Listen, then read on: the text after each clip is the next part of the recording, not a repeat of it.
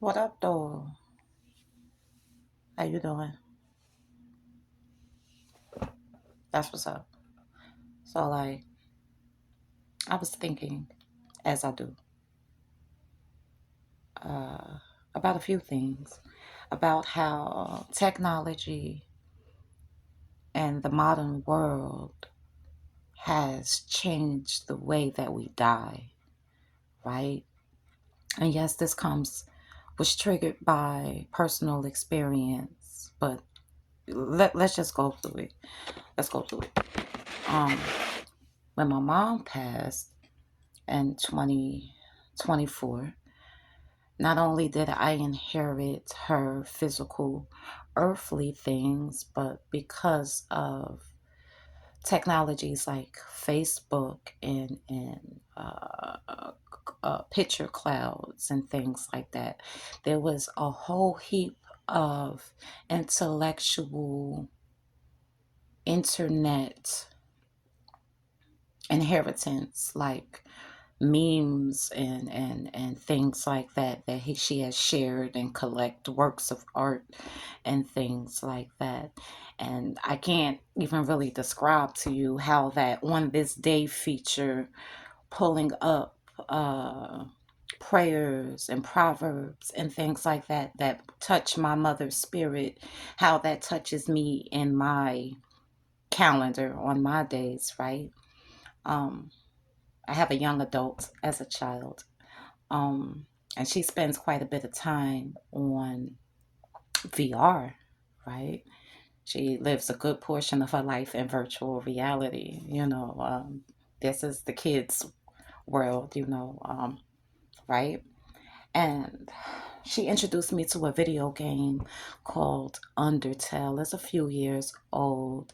Undertale is a very interesting game with an indie developer, meaning it's pretty much made by one person or nearly one person, one, maybe two people, where the game has dozens of endings and is really choice based. Whereas in a stereotypical video game, it is the player using the protagonist to fight, right? This was the first game that gave the option of peaceful resolutions versus violent resolutions, right? And if you go through the game um, peacefully, you'll get one ending. If you go through, and the game seems to be self aware, meaning if you play the game for a second and third time, it gets very self aware of itself. It's very fourth wall breaking and things like that, which really led me to think that.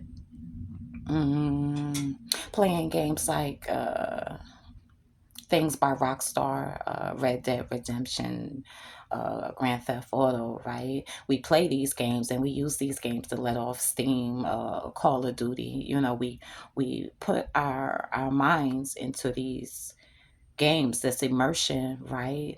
Um, I'm realizing, or came to realize, or am coming to understand, or coming to remember that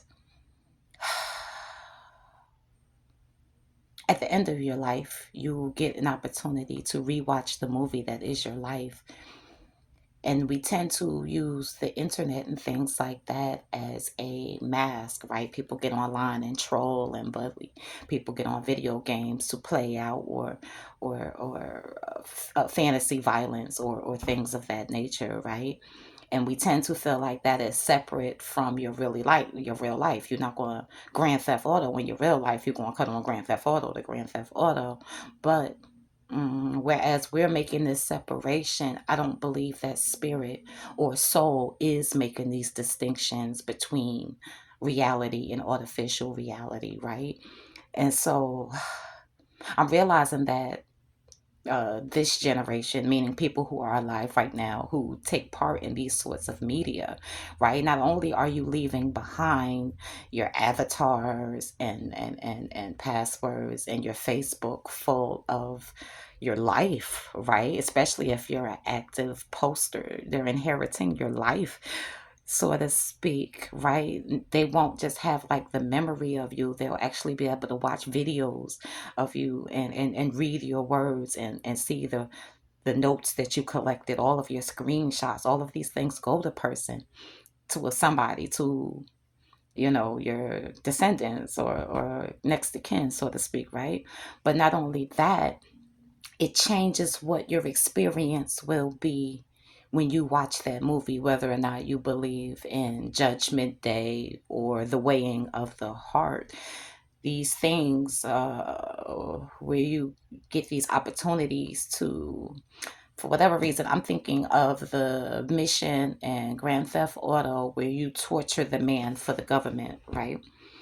You know, a lot of people have played this game. A lot of people have done that mission.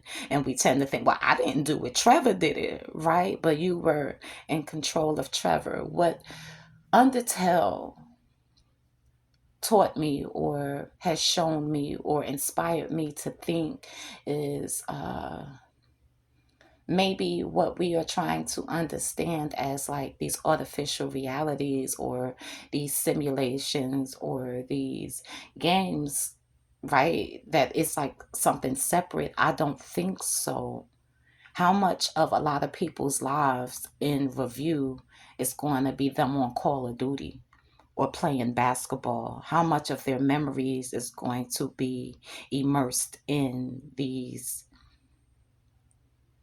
realities, right? And these realities are realities. It's just levels of it, and it is your spirit choosing these things. Yes, it's a mission. It's there for you to do, right? You have to do it to complete the game, but you always had the option to not do it. I remember when I first started playing Grand Theft Auto.